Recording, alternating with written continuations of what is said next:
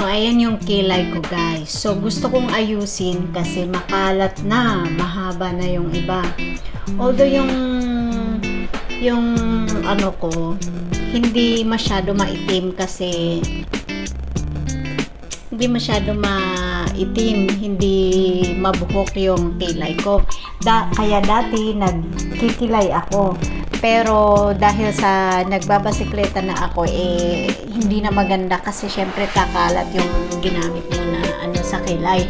So, hindi na ako nagkikilay. So, ngayon, ayusin ko naman para hindi naman masyadong halata tingnan. So, ang ginagawa ko, guguhitan natin para kung anong shape dapat ang buwan. Ayan. So,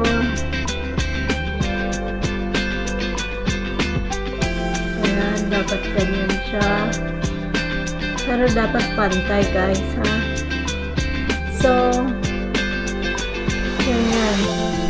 So, pag naguhitan nyo na, mas gusto ko ang Gillette, ang kaso parang walang talim ito.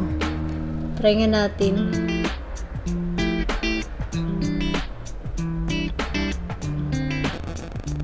Hindi siya matalim. Gagamitin ko ito. Meron ako ditong ano. So, ito siya. I-ano natin.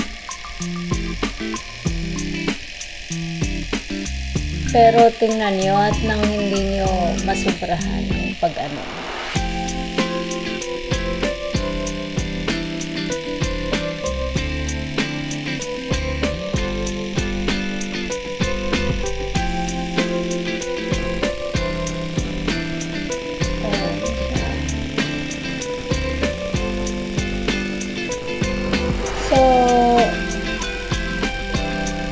Ganito ako nagkikilay, guys.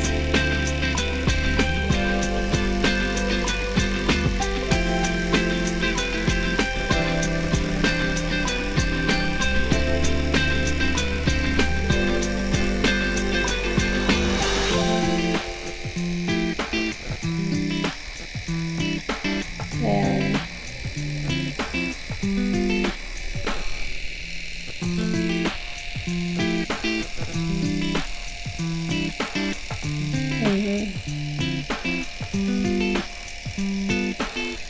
Ayan siya.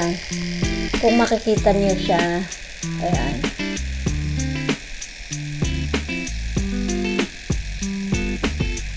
Ayan. So, tanggalin niyo yung mga excess na buhok. Ayan. And then, dito. Kasi minsan may mga buhok dito sa gitna. So, i-shave niyo yun siya. So, pero ingatan nyo, baka mamaya ma-shave nyo naman lahat yung kilay ninyo. So, kailangan ingatan nyo din. Kasi, pag hindi mo ingatan, hindi magkapareho yung pagka-shave niya. So, ayan. Ingatan ang pag-shave.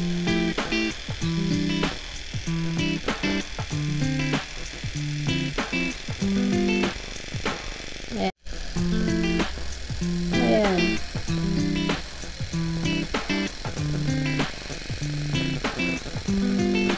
So, banda dito.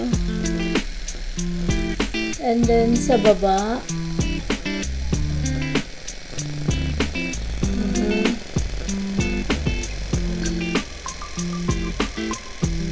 Ingatan yung pag-shape.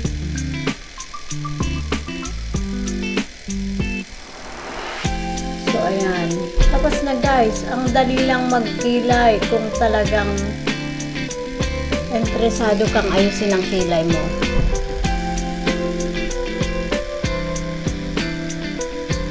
Ayan.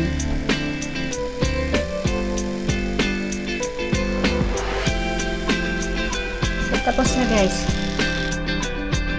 So, ayan, yung mga natanggal.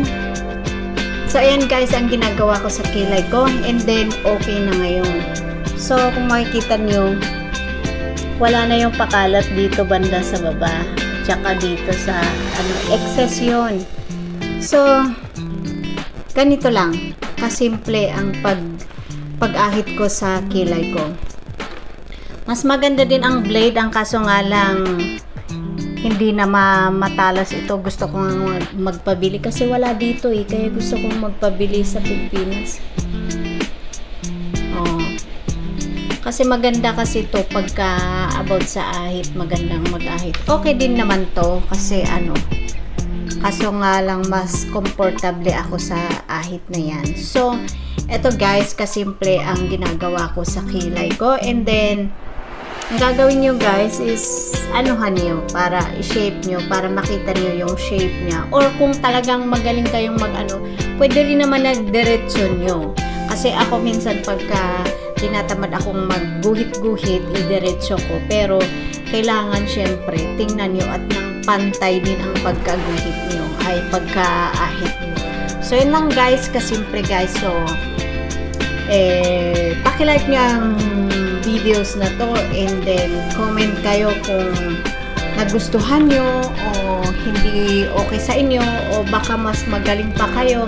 Ito is para lang sa mga beginners na mag-aahit ng kilay nila. So hindi po itong video po na to hindi po sa mga expert na alam na nilang magguhit-guhit or shape ng nila. Para lang po ito sa mga baguhan din po na katulad ko. So, although hindi naman ako baguhan, dati ginagawa ko kasi nag-makeup din ako dati. Ang kaso mula nung nagbabasikleta ako, hindi. So, yun lang guys. Maraming salamat and paki-subscribe yung YouTube channel ko.